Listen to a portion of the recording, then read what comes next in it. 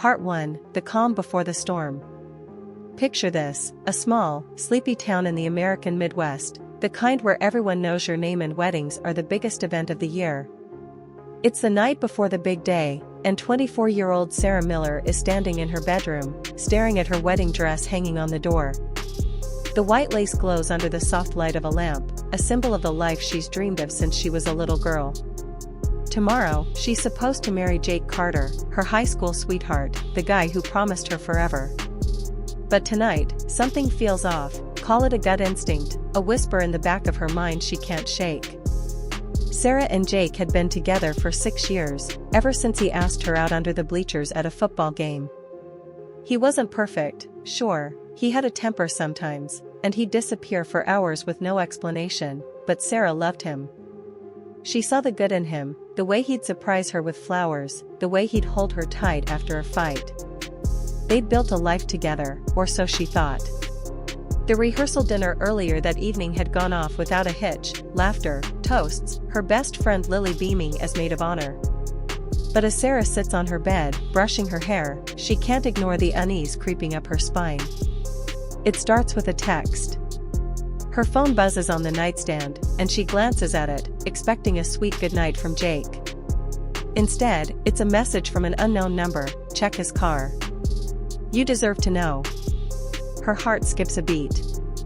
She tries to laugh it off, probably a prank, right? But her hands tremble as she dials Jake's number. No answer. She calls again. Straight to voicemail. That's when the doubt sinks its claws in deep. Against every rational thought screaming at her to stay put, Sarah grabs her jacket, slips on her sneakers, and heads out into the chilly night. She drives to Jake's apartment, a 10-minute trip that feels like an eternity. His beat-up Chevy is parked out front, just like always. Sarah hesitates, her breath fogging in the cold air, then creeps closer. The windows are steamed up, and she hears muffled voices, his voice, low and familiar, mixed with someone else's giggles. Her stomach twists into knots as she peers through the glass. There, in the back seat, tangled up with Jake, is Lily, her best friend, her maid of honor, the girl she's known since they were 6. Sarah's world shatters in that instant, the wedding dress flashing in her mind like a cruel joke. She doesn't scream, doesn't bang on the window. Instead, she stumbles back, her chest tight, tears burning her eyes. The love of her life and her closest friend, betraying her the night before she was supposed to say I do. Sarah drives home in a daze, the road blurring through her sobs. But as she collapses onto her bed, something shifts inside her. The tears dry up, replaced by a cold, simmering rage. This isn't how her story ends, not without a fight. Part 2, The plan takes shape. Back in her room, Sarah sits in the dark, the wedding dress still hanging there like a ghost mocking her pain. The clock ticks past midnight, but sleep is the last thing on her mind. Every memory of Jake, every kiss, every promise, feels like a lie now, and Lily's laughter from that car echoes in her ears like a taunt. She could call off the wedding, let them win, slink away in shame. But that's not Sarah. She's not the girl who runs anymore. She's the girl who gets even. Her mind races, piecing together a plan so twisted it almost scares her. She knows Jake, he's cocky, thinks he's untouchable. And Lily? She's always craved attention, always wanted what Sarah had. Tomorrow, in front of their families, their friends, the whole damn town, Sarah's going to turn their betrayal into a spectacle they'll never forget. She grabs her phone, scrolls through her contacts, and dials her cousin Mike, a tech whiz who owes her a favor. I need you to do something for me, she whispers, her voice steady despite the chaos inside. No questions asked. By dawn, Sarah's transformed. She puts on the dress, perfectly fitted, pristine white, and stares at herself in the mirror. She doesn't look like a heartbroken bride, she looks like a warrior ready for battle. At the church, the guests file in, buzzing with excitement. Jake's there, smirking in his tux, no hint of guilt in his eyes. Lily's by his side, adjusting her maid of honor sash, giggling like nothing's wrong. Sarah walks down the aisle, her heart pounding, but her face is a mask of calm. Everyone thinks she's radiant, the picture-perfect bride. They have no idea what's coming. The ceremony begins, and Sarah plays her part flawlessly. She smiles at Jake, takes his hands, lets him think he's won. The priest drones on about love and commitment, and Sarah's stomach churns, but she holds it together. Then, just as the vows are about to start, she raises her hand. "Wait," she says, loud enough for the whole church to hear. The room goes silent, all eyes on her. She turns to the back, where Mike stands with a projector he'd rigged up overnight. "I have something to share before we do this."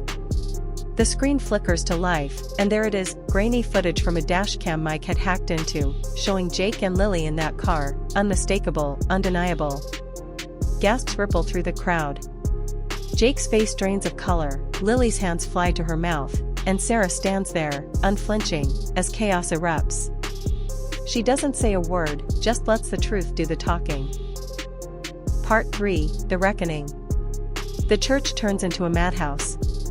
Jake stammers, trying to explain, but the guests are already whispering, pointing, some even shouting at him. Lily bolts for the side door, tears streaming down her face, but Sarah's not done. She steps forward, her voice cutting through the noise like a blade. "You thought you could break me," she says, staring straight at Jake. "You thought I'd just take it. But I'm not the fool here." She rips off her veil, tossing it at his feet, and the crowd gasps again. Jake lunges toward her, his face twisted with rage, but Mike and a few others grab him, holding him back. Sarah doesn't flinch. She's planned this down to the last detail, every humiliation, every tear they'd shed now is her victory. She turns to the stunned guests, her voice trembling but strong. "This was supposed to be my happily ever after. Instead, I got a liar and a traitor. So here's my vow, I'll never let anyone hurt me like this again." She walks out, head high, leaving Jake and Lily to face the wreckage. Outside, the sky's overcast, a fitting end to the day that was supposed to be her wedding. Word spreads fast, by nightfall, the whole town's talking about the bride who turned her betrayal into a public execution. Jake's reputation's ruined, Lily's a pariah. Sarah doesn't celebrate, though. She drives to the edge of town, parks by an empty field, and sits there, the weight of it all crashing down. In the days that follow, Sarah burns the dress, deletes every photo of Jake, and cuts Lily out of her life for good. She doesn't forgive, doesn't forget, but she survives. The pain's still there, sharp and raw, but so is her strength. This isn't a fairy tale with a prince and a castle. It's a story of a woman who took her broken heart and forged it into something fiercer. What would you do if the people you loved stabbed you in the back? Sarah chose revenge, and maybe, just maybe, a little redemption too.